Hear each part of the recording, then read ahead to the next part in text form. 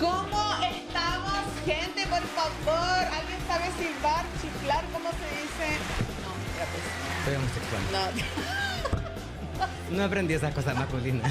Oye, sabéis que lo voy a presentar al tiro porque estábamos en el backstage, muertos de la risa, hablamos de sustentabilidad y que no vamos a dar mayores detalles. Felipe Fontecilla, de la organización de la ONG 1.5. ¿Cómo estás? Muy bien, muchas gracias, feliz de estar acá, de encontrarnos de nuevo después de tantos años. Nos encontramos de nuevo después de muchos años. Por favor, primero explica eso. Ya. Bueno, lo que ustedes ven aquí adelante es el reloj del clima, en inglés el Climate Clock, que es una iniciativa de un grupo de artistas activistas que armaron este sistema para contarnos y para ¿Ya? poder mostrar públicamente cuánto tiempo nos queda para llegar al punto de no retorno. O en otras ¿Cómo palabras, el fin del mundo? para que empiece el fin del mundo. No quiero ser alarmista, pero igual voy a ser alarmista. Igual, fin del mundo es súper alarmista, pero es real. Pero es que es muy Pero es- real, o ya. sea, a ver, la lucha del cambio climático es una lucha de vida o muerte. Es una lucha Real. que es por la seguridad de las personas, que apela al bienestar de las personas. Y cuando hablamos de cambio climático, realmente estamos hablando no de algo que va a pasar 15, 20, 25 años, de algo que está pasando ya. Y en Chile lo vemos reflejado en una noticia que generó harto revuelo este año, que fue el tornado de Puerto Vara.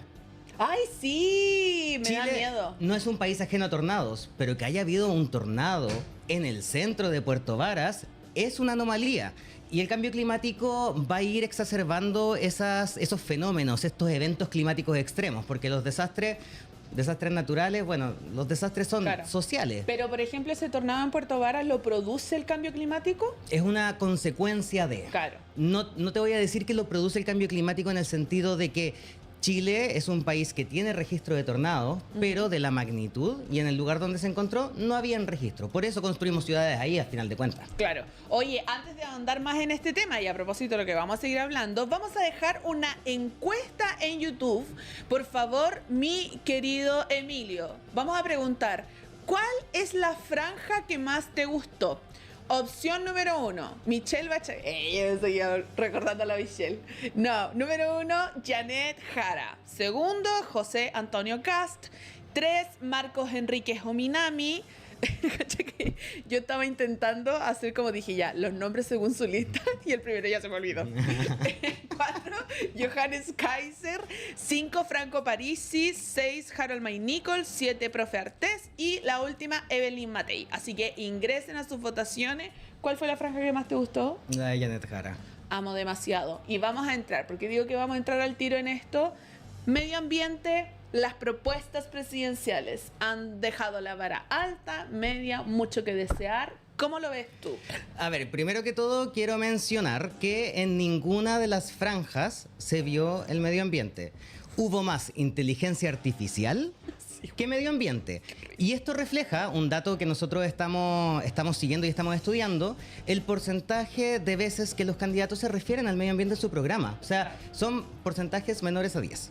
Con eso, Ay, ¿qué con más? eso te digo todo.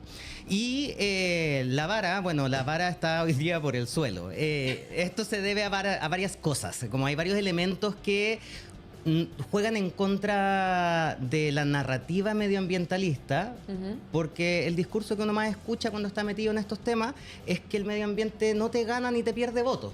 Entonces Claro. no es algo que tenemos que trabajar, no es algo que tenemos que poner sobre la mesa, pero lo que no nos damos cuenta, y como lo mencionaba hace un ratito, es que el medio ambiente impacta todo.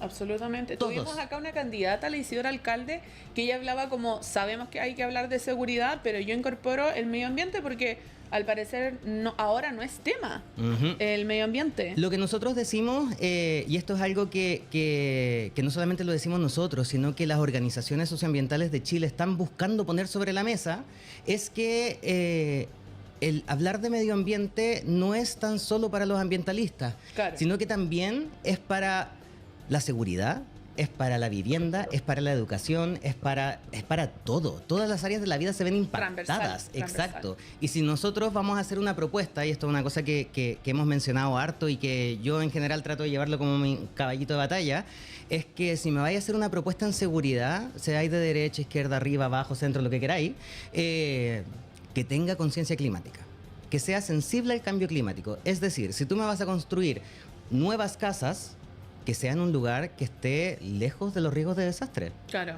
Por lo menos. O que tengan buen aislamiento térmico, que sean eficientes energéticamente, que tengan paneles solares, no sé. La propuesta que tengáis que sea sensible al clima, porque si no, es una propuesta que no va a durar. Cualquier tipo de propuesta programática que no tenga en consideración el aumento de la temperatura de la Tierra, el aumento de los eventos climáticos extremos, fenómenos como el Niño, ¿cierto? Tuvimos nosotros inundaciones en la sexta, séptima región hace un par de años, por 2 años seguidos. Ya, pues no construyamos ahí. Tenemos que tener esto en consideración, seamos ambientalistas o no. Chile termina siendo como bastante característico en temas de no solamente terremotos, sino consecuencias respecto al cambio climático, lo que tú decías del tornado en Puerto Vara, las inundaciones, bueno, evidentemente el terremoto, la construcción y no protección de los humedales, por ejemplo. ¿Y qué esperabas, por ejemplo, en esta franja presidencial o en los programas de gobierno de las candidaturas? Bueno, primero que todo yo creo que es importante entender que los programas se van construyendo no siempre en su totalidad. De repente van avanzando de a poco. Como por ejemplo pasó con el programa de Janet Jara, que primero fue no fue un manifiesto, fue una plataforma programática. Y después presentaron los principios programáticos. Y ahora recién estamos viendo en este anexo que hay una intención de hacerse cargo de los temas medioambientales y socioambientales que afectan al país. En ese sentido, yo creo que lo que estamos viendo es un retroceso importantísimo en la preocupación y ocupación de las candidaturas presidenciales por los temas medioambientales. Hay una transversalización del discurso productivista, desarrollista, que quiere desestancar la economía de Chile, ¿cierto? ¿Y cómo lo hacemos? A través de la minería, a través de la energía, a través de la exportación de energía con industrias emergentes como la del hidrógeno verde, que tienen un impacto tremendo a nivel medioambiental. Y estrategias como las estrategias de transición socioecológica justa que se vinieron a implementar en esta administración no tienen continuidad. Quizás el programa de Janet Jara es el único programa que ofrece una continuidad a este tipo de iniciativas que se presentaron ahora, pero por lo general lo que nosotros estamos viendo es que el discurso productivista es el que está imperando en este momento en las discusiones presidenciales. Para explicar obviamente al público cómo lo productivista, ¿a qué te refieres para poder comunicar al público lo que significa eso? Producir. Producir es igual a crecer. ¿A costa de? A costa de lo que sea. O sea, hoy día es un tema de tenemos que, a como dé lugar, desestancar la economía de Chile. Y ese es el punto de partida. Y yo no sé si es un punto de partida que sea realmente útil para construir política pública de mediano a largo plazo, que es lo que nosotros esperaríamos que los partidos políticos estuviesen impulsando detrás. Creo que es un punto necesario. Tenemos que crecer, sí. Necesitamos más empleos, pero esos empleos pueden ser empleos verdes, ¿cierto? ¿Qué significa con empleos verdes? Empleos que no tengan un impacto medioambiental. Ya. Oye, Valeria, perdón que interrumpa, pero vi que la estoy desconcentrando hace rato. Hay un pequeño problema en la encuesta que solo me permite 4 candidatos. Ah, entonces pongamos a lo que importan, po. Janet Jara. Ya. Voy a dejar, en vez de Johannes Kaiser, a Marco Enrique Minami, por lo de inteligencia artificial. Ya. José Antonio Cast y Matei. Jara, Meo, Cast y Matei. Ajá. Eso, muchas gracias. Ya no lo Johannes, interrumpo pero más. al final como que Johannes y Cast es lo mismo. Así que, por favor, trabajos verdes. Bueno, hay unos que están más a la derecha que los otros y esa es una conversación preocupante e interesante. Sí. Empleos verdes. La transición energética, energías limpias, produce empleos verdes porque son empleos que no están vinculados a la industria fósil. Empleos desde la educación y el desarrollo de capacidades. Necesitamos gente que sepan operar las turbinas eólicas, necesitamos gente que sepan operar los paneles solares, ¿cierto? Etcétera, etcétera, etcétera. Hay toda una economía que se puede construir sin la necesidad de tener que sacrificar el medio ambiente en su camino. Claro. Y nosotros como Chile, como país, como el país del mundo, ni siquiera de América Latina, del mundo con el mejor potencial solar, podemos hacerlo. tenemos una oportunidad gigantesca para poder sacarle el jugo, en palabras sencillas, a todo lo que sea verde. Y eso como, por ejemplo, de energía solar. ¿Cómo nosotros podemos implementar? ¿Qué políticas públicas sería para sacarle el jugo a esa área específicamente? Y si hay otros países que ya lo están desarrollando. Qué buena pregunta. Nosotros somos partidarios de la generación distribuida de autoconsumo. Ya. Que es incomplejo decir, pongamos paneles solares en los techos de las casas, los edificios, los estacionamientos, los negocios y permitamos que seamos nosotros, los usuarios de la energía, los que podamos tener un control sobre cómo la comercializamos, sobre cómo la generamos, cómo la utilizamos y si es que tenemos un excedente que lo podamos devolver a la red y que eso nos abarate la cuenta de la luz, que es un gran problema de todas las familias chilenas. Y la generación distribuida de autoconsumo te permite hacer eso. Y nosotros el día de hoy en Chile tenemos una ley de net billing y por lo complejo que es el modelo energético en Chile, está todavía muy en pañales. Claro. Es algo que se puede mejorar, es algo que podemos desarrollar, es una industria que puede traer crecimiento a nuestro país y que no es una industria extractiva. Claro. Fíjate tú. A mí me pasó que, un ejemplo me pasó, una anécdota más que nada, que una amiga vive en un edificio que tienen paneles solares, o sea, se usan paneles solares en el edificio y cuando le llegan la cuenta del panel solar son como 2 lucas, 3 lucas. Y yo no tengo paneles solares, más plata que la... Pero efectivamente me dice, bueno, ¿por qué no instalan? Y dice, porque no quieren simplemente. Pero es algo súper bueno también para la comunidad. Bueno, en Alemania tú vas a encontrar que además de los techos solares, hay balcones solares. Ya, viví en un edificio. No tenía un techo arriba porque tenía otro departamento, pero sí tenía un balcón y a ese balcón le llega sol cierta cantidad de horas al día y eso te puede ayudar a producir una cantidad de energía que igual te va a abaratar costos, que igual te va a hacer consumir menos electricidad o menos energía de la red central. Entonces, hoy día, donde estamos en una emergencia climática, en una crisis climática que está puesta dentro de un contexto de triple crisis y hola, soy el amigo de la fiesta que viene siempre a matar las conversaciones con obvio, somos iguales. El jinete del apocalipsis. Sí. ¿Cacharon que se acaba el mundo? Así, con los carretes, sí. No, y cuando se me acercan y me preguntan, oye, y nada, pues es verdad esto del cambio climático, y yo así como... me viste, deja preparar mi mano. No, y no hay sentido que ahora llueve cuando antes no llovía o que hace más calor en lugares donde antes no había calor. Es verdad, yo soy la del carrete que pregunta, ¿vieron la franja? Eso soy. Y ahí nunca más me invitaron. Yo llego a la oficina haciendo esas preguntas, no lo puedo evitar. ¡Ay, no!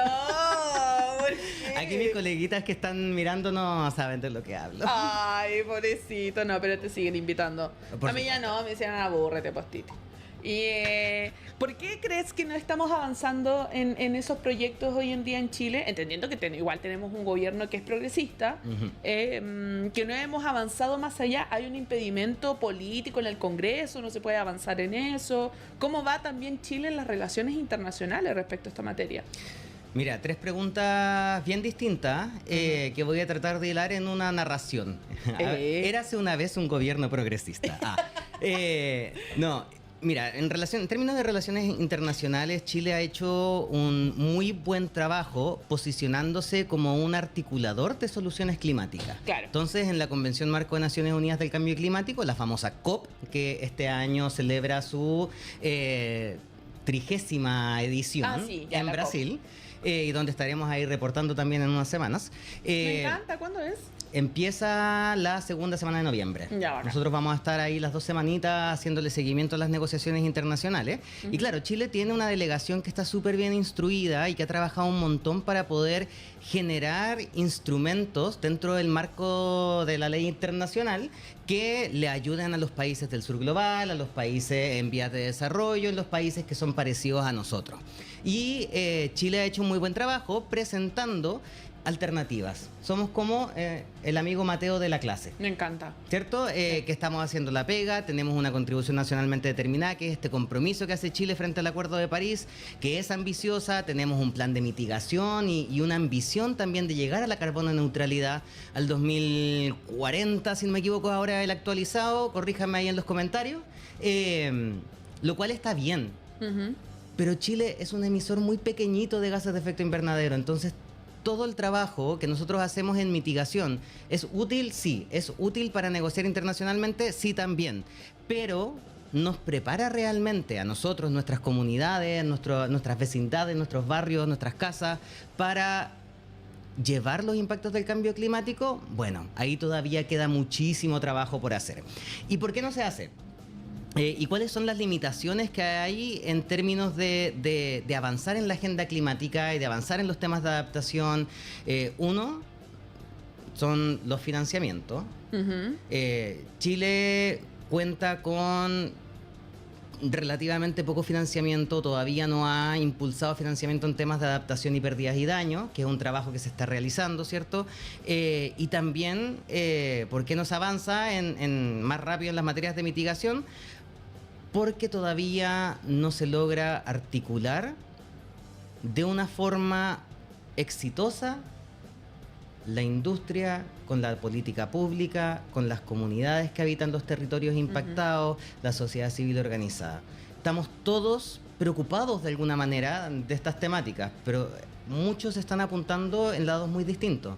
Hoy día, por ejemplo, el plan de descarbonización considera que las centrales termoeléctricas se cierren al año 2040.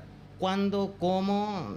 Queda un poco a disposición de las empresas y ellos tienen que velar porque se haga de la mejor manera posible y muchos están buscando formas de hacerlo, pero también hay otros que no tienen mucho interés.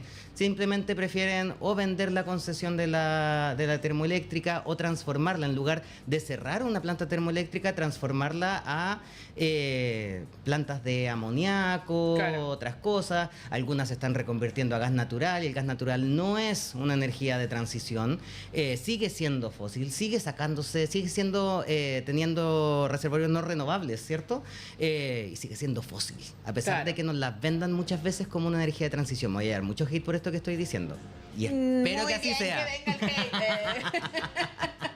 Pero sí, entonces hay un tema político, hay un tema técnico, hay un tema empresarial, económico, ¿cierto? De por medio que el día de hoy evita que avancemos a la velocidad que necesitamos avanzar. Habiendo dicho eso, Chile está avanzando mucho más rápido que nuestras contrapartes vecinas. Argentina, Perú, tienen situaciones quizás mucho más complicadas en estos temas y les cuesta más avanzar. Todavía no hay consenso, siquiera en algunos de estos países que estoy mencionando, como por ejemplo Argentina, que el cambio climático es algo que hay que combatir, que es real. Y volviendo a nuestro tema de conversación original, que son los programas presidenciales. Me encanta. Nosotros hoy día, en estas elecciones, estamos viendo que hay candidatos negacionistas. Incluso acá te pregunta Juan Carlos Varela, ¿Kast y Kaiser es mucho retroceso? Sí, yo creo que es preocupante el retroceso que plantean. O sea, ¿y hablan algo de medio ambiente? Sí. ¿De verdad? Sí. Pero dicen, vamos a cortar todos los árboles. Pero como te digo, la preocupación medioambiental, si bien existe y si bien ha ido apareciendo, emergiendo, está muy maltratada. Está siendo maltratada y está siendo maltratada. ¿Ah? Acá terminamos el programa. La mejor talla que he escuchado. Me encantó. Es una talla medioambiental y sustentable. No me puedo llevar el crédito, sí, porque las organizaciones socioambientales, dos organizaciones dentro de las cuales nosotros estamos involucrados, sacamos hace muy poquito una declaración que se llama el medio ambiente maltratado, porque consideramos que efectivamente el medio ambiente está siendo maltratado y además está siendo maltratado en el camino. Claro. Entonces, nada, les invito ahí a googlear a quienes nos están mirando el medio ambiente maltratado y van a encontrar nuestra declaración. Maravilloso. Y volviendo al tema de Kast y Kaiser. Sí. El negacionismo es un riesgo tremendo. Kaiser va más allá y propone que el cambio climático es una ideología. Y que como es una ideología que está siendo plantada por las ideas del globalismo, tiene que ser combatida. No podemos construir política pública en base a esta ideología. Entonces, Bueno, el diputado Urrutico Echea, me cuesta decir ese apellido. ¿Por qué la gente no se llama Jara? Bueno, Urrutico Echea dijo que en verdad el calentamiento global era un maquineo de la izquierda, que en verdad no existe, y es del Partido Republicano de José Antonio Kast, quien también tiene preferencia en esta elección. ¿Qué pasa si él gana? Corremos un riesgo súper grande de retroceder en toda la materia ambiental. A ver, la diferencia entre Kast y Kaiser, que tampoco es tan grande, porque ambos están proponiendo desregulación. Y ambos están, de alguna forma u otra, en contra del multilateralismo. El multilateralismo, llámense todas estas convenciones de Naciones Unidas, ¿cierto?, que nos ayudan a los países del mundo a sentarse en una mesa a negociar. Claro. ¿Por qué existen? Para que no tengamos guerra. Claro. Igual hay unas guerras por aquí y por allá que son complejas, complicadas, ¿cierto? La geopolítica en este momento está en crisis, pero el multilateralismo efectivamente lo que viene a hacer es una vía de negociación, de diálogo para poder tomar acciones globales. Si Chile no participa de estos espacios, entonces nada, ¿qué más nos queda? ¿Cómo nos comunicamos? ¿A través de qué tipo de mecanismos nos comunicamos con el resto del mundo? Negociamos con el resto del mundo. Entonces, con Kast y Kaiser tenemos que hay este discurso anti-multilateralista, ¿cierto? Anti-ONU. Está el discurso anti-ONG. Y déjame decirte que las ONG somos quienes llevamos también una gran parte del trabajo dentro de la sociedad civil para asegurarnos de que las políticas del Estado aterricen en los territorios, que los territorios tengan las herramientas para utilizar, ponte tú, mecanismos que desarrolla el Estado, pensando en mecanismos como el Acuerdo de Escazú, la participación temprana, etcétera, etcétera, que son etcétera. Son necesarios para las conversaciones con redes internacionales, como tú decías, que van a ir a Brasil y van a ver la COP, donde todos los países conversan entre sí sobre sus propios conflictos medioambientales y las propuestas. Exacto. Yo siento que las propuestas, incluso fuera de los países, son con personas especializadas en el área del medio ambiente que hacen sugerencias también respecto a eso, y es más técnico. Y de hecho, aquí vuelvo al programa de Kaiser, no sé cuál es mi cámara. Ya. Ahí derecho, para allá, donde tú quieras. Donde yo quiera, mira, todos lados. Proponer que el cambio climático es una ideología es no tan solo mirar en menos, pero además descartar el trabajo de cientos de miles, no cientos de miles, pero de miles de científicos alrededor del mundo que han dedicado su vida a estudiar los cambios del comportamiento del clima. Nosotros podemos, la meteorología, ¿cierto?, puede predecir cómo va a estar el clima con cierto nivel de ¿cómo se llama?, de éxito, porque nosotros conocemos y hemos medido y hemos estudiado cómo se ha comportado el clima los últimos 200, 500, 1000 años, y a través de la geología, incluso mucho más.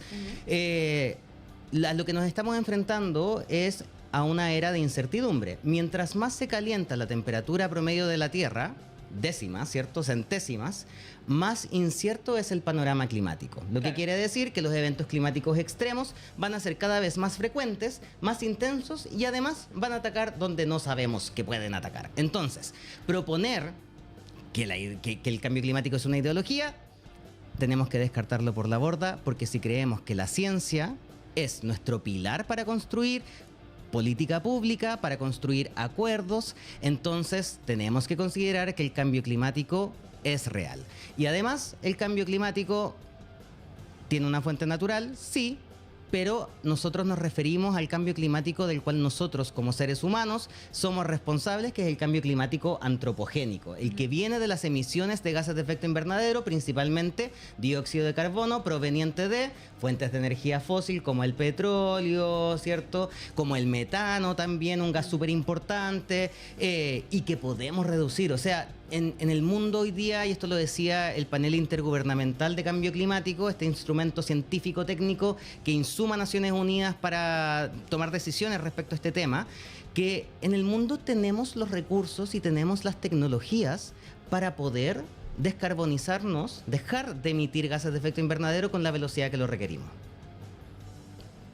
¿Por qué no se usa? Pero mientras la industria fósil siga siendo negocio, y siga siendo un negocio muy lucrativo, entonces va a ser muy difícil que lo hagamos. Incluso acá dice, todo tipo de propuesta eco es económica, por lo que se debe partir desde ahí. Yo creo que tiene que ver también como lo que estabas mencionando recién, o sea, es una rentabilidad para las empresas que están comercializando con también el daño medioambiental, o sea, y Chile termina siendo característico, el tema del agua, el tema de las termoeléctricas, las salmoneras en la zona sur de Chile, los robos de madera dentro de la Araucanía, ¿cachai? Como que... ¡Ay, Chile! Los incendios forestales. Los incendios forestales que en al los sectores final, agrícolas. terrible. Entonces, como al final termina siendo económicamente válido para los empresarios y le da lo mismo en verdad las consecuencias medioambientales. Pero es que eso también es un mito. Y yo creo que aquí esto es súper importante también para mirar con lupa las propuestas programáticas, porque el mundo de las industrias, ¿cierto? Los mercados globales han elevado sus estándares de sostenibilidad.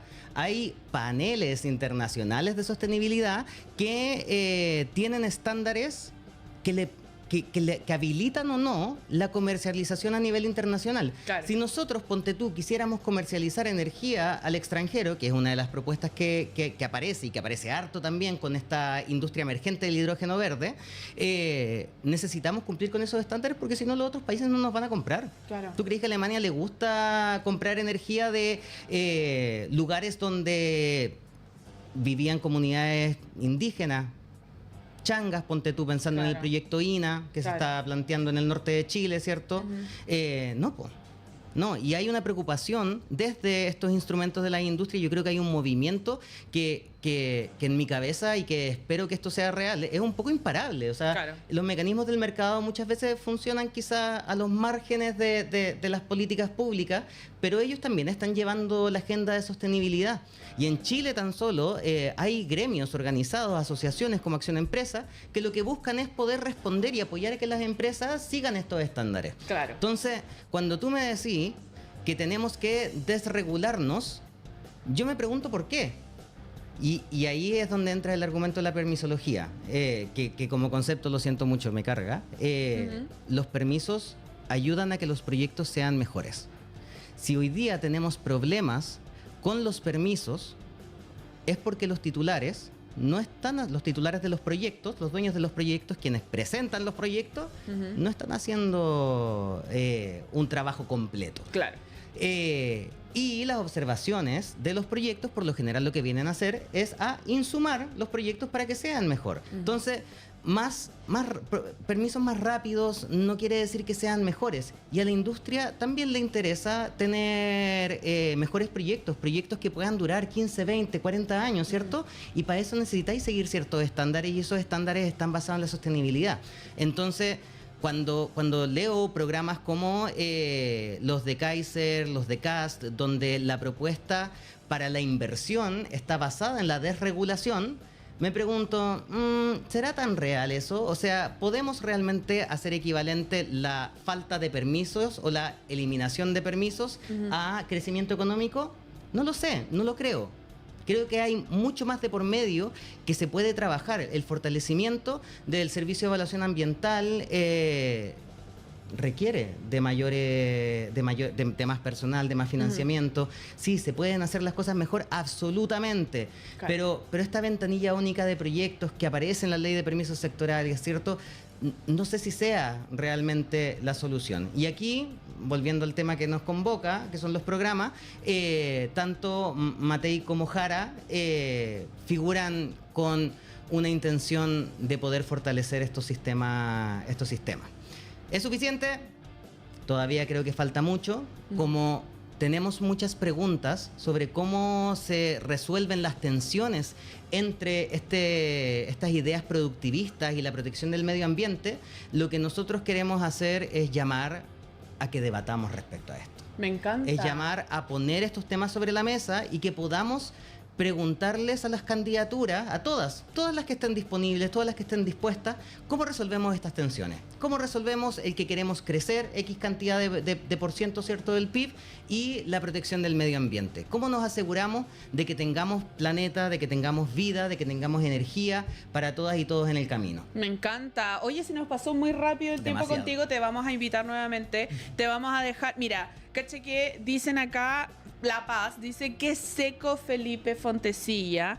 Y también dice, saludos a Felipe, lo conocí una noche en Fausto.